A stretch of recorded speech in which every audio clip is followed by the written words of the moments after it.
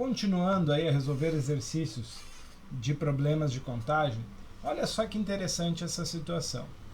Quantos números de 4 algarismos podem ser formados com os algarismos 0, 1, 2, 3, 4 e 5?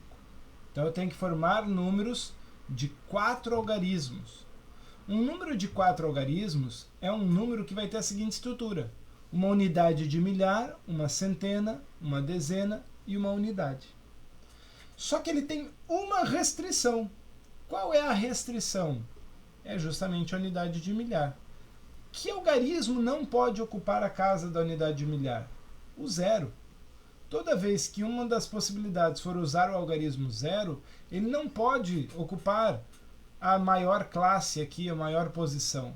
Porque ele vai anular essa posição. Então, se a unidade de milhar é zero, o número não é mais um milhar, o número é uma centena. Cai para um número de 3 algarismos. Agora, a centena, dezena e unidade podem ser zero. Né? O número, por exemplo, 1000. 1 na unidade de milhar, 000. Esses zeros podem sem nenhum problema. Então, quando eu vou contabilizar as possibilidades, a primeira escolha que eu faço é a unidade de milhar. Eu tenho 5 opções. A unidade de milhar pode ser 1, 2, 3, 4 ou 5. Somente essas. Ok? Depois, e a centena? Bom, eu posso repetir a unidade de milhar? Posso. Então, eu tenho as mesmas 5 possibilidades. Mas eu posso incluir o zero agora. Então, para a centena, eu tenho 6 possibilidades. E a dezena? Também 6 possibilidades, porque eu posso repetir a centena. E a unidade? Também 6 possibilidades, porque eu posso repetir tanto. Pode ser um número aqui, por exemplo, 2222. É um número de 4 algarismos. Qual é o princípio envolvido aqui? Você vai escolher a unidade de milhar, ou a centena, ou a dezena, ou a unidade? Não, né? Você vai escolher a unidade de milhar, e a centena, e a dezena, e a unidade. Princípio multiplicativo. É muito mais comum a gente resolver exercício de princípio multiplicativo mesmo, tá? A grande maioria dos problemas envolve princípio multiplicativo mesmo. 5 vezes 6 vezes 6 vezes 6 vai te dar, então, 1080 números. Eu posso formar 1080 números de 4 algarismos usando estes algarismos dados, do 0 até o 5. Ok? Agora, o próximo problema, ele pede números de 3 algarismos, mas ele coloca essa palavrinha aqui, ó, distintos. E a partir do momento que ele coloca essa palavra distintos, ele coloca uma restrição no meu número. Eu não vou poder ter um número de 3 algarismos com centena e dezena iguais ou com centena e unidades iguais. Certo? Eu tenho que usar a possibilidade de ter números somente com algarismos distintos. Então, o que eu usei para centena já não serve mais para dezena ou para unidade. Formados agora pelos algarismos 0, 2, 4, 6 e 8. Ou seja, eu tenho 5 algarismos. Mas, novamente, se eu vou formar centena, dezena e unidade, na centena o zero não pode entrar. Porque senão deixa de ser uma centena, passa a ser uma dezena. Ok? Então vamos lá. Quantas possibilidades eu tenho para centena? Sempre eu vou começar a construir as minhas possibilidades pensando naquela que tem restrição. A restrição é a centena não pode ser zero. Então aqui eu tenho 4 possibilidades. E agora eu vou definir a dezena. Opa, agora o zero entra. Mas a centena, aquele número que eu escolhi para centena, por exemplo, escolhi o 6 para centena. O 6 não pode ir na dezena. Justamente porque eu quero algarismos distintos. Então eu perco um algarismo, dos 4 que eu tinha para centena, eu escolhi um, sobram 3, mas eu incluo 0. Então eu volto a ter 4 possibilidades na dezena. E aí eu tenho que escolher a unidade, né? Centena e dezena e unidade. Eu tinha 4 opções para centena, perdi uma que eu já escolhi lá, incluí o 0, 4 opções para dezena, perdi mais uma que eu incluí ali para dezena, sobraram 3 possibilidades para unidade. Princípio multiplicativo, 4 vezes 4 vezes 3, totalizando 48 números com algarismos distintos. Beleza? Mais um problema envolvendo números. Novamente, 4 algarismos, novamente distintos. E agora, olha só, eu quero que, além de ser formado com os algarismos 0, 1, 2, 3, 4 e 5, eu quero que eles sejam divisíveis por 5.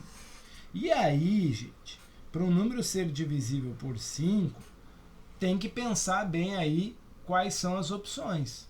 O que acontece? Um número divisível por 5, ele não pode ter como unidade 1, ou 2, ou 3, ou 4. O número divisível por 5, os múltiplos de 5, eles têm unidade 0 ou 5, somente. Ok? Então eu vou pensar primeiro a unidade sendo 5. Veja, eu fixei o algarismo 5 na unidade. Isso quer dizer que dos 4 algarismos, unidade, milhar, centena, dezena e unidade, um deles está escolhido. Quantas opções eu tenho para unidade? Uma só, que é o algarismo 5. Não vou escolher mais nenhum outro para esse lugar. Agora vou pensar então na unidade de milhar. Bom, era 0, 1, 2, 3, 4 e 5. Tirei os 5, sobraram 5 algarismos. Só que o 0 não pode assumir a unidade de milhar. Então sobraram 4 opções para a unidade de milhar. Beleza, tirei os 5 e tirei um algarismo para a unidade de milhar. Inclui o 0 de novo, então eu volto a ter 4 opções para a centena. Incluí o 0, escolhi a centena, sobraram 3 opções para dezena. Princípio multiplicativo, você vai escolher a unidade de milhar, e a centena, e a dezena, e a unidade que tem uma opção só, que é ser 5. Isso me dá 48 números. Acontece que ser divisível por 5 não é obrigatoriamente ter a unidade igual a 5. Eu posso ter a unidade igual a 0 também. E se eu escolher a unidade igual a 0, aí eu fixei lá a unidade, 0, só tem uma opção. Quantos algarismos eu tenho agora para a unidade de milhar? Veja, eu tirei o 0. O 0 eu já usei, está lá na unidade. Então sobrou 1, 2, 3, 4, 5. Eu posso usar todos para a unidade de milhar. 5 opções. Usei uma opção na unidade de milhar, 4 opções para centena. Usei mais uma opção para centena, 3 opções para dezena. Usando o princípio multiplicativo, 5 vezes 4 vezes 3 vezes 1. Isso me dá 60 opções. Mas veja, a primeira decisão que eu tomei era a unidade ser 5 ou a unidade ser 0.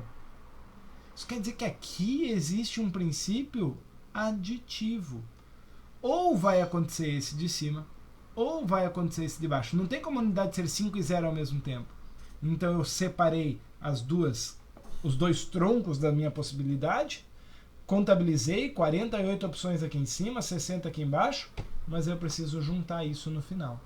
48 mais 60, 108 números. 108 possibilidades de números que são formados com esses algarismos, tem 4 algarismos distintos e são divisíveis por 5. Lembra, no exercício anterior, até vou voltar aqui rapidinho, que a gente tinha... Ixi, eu tenho que voltar toda a animação. Deixa. Que a gente tinha um exercício que a gente... Acho que ele vai voltar. Aí. A gente teve 1080 números, lembra? 1080 números com 4 algarismos distintos usando 0, 1, 2, 3, 4, 5. Desses 1080, apenas 108 são múltiplos de 5. Beleza? Tá ok? Continuando. 7º exercício. Uma prova consta de 12 questões do tipo verdadeiro ou falso. De quantos modos distintos é possível preencher o gabarito de respostas? 12 questões de verdadeiro ou falso. Quantas decisões eu tenho que tomar na hora de preencher essa prova? 12. Cada questão você tem 2 opções. 2 opções na primeira questão, 2 opções na segunda questão, 2 opções na terceira questão e assim por diante. Então você tem 12 etapas e em cada etapa você tem 2 opções de escolha. Então é 2 vezes 2 vezes 2 vezes 2. Isso aqui é a potência 2 elevado a 12, ou 4.096 gabaritos diferentes. Ou seja, a próxima vez que você se deparar com uma prova com 12 questões de verdadeiro ou falso, pensa, essa dá para chutar, é tranquilo. Você tem uma chance em 4.096 possibilidades de gabaritar a prova, chutando, né? Porque são 12 questões, então são 2 elevado a 12 possibilidades distintas. Beleza? Ok. Também ficou um vídeo longo. Eu vou deixar para o último vídeo só o conceito de fatorial, que é o que a gente vai trabalhar, para finalizar então essa introdução ao assunto. Tá bom? Segue aí.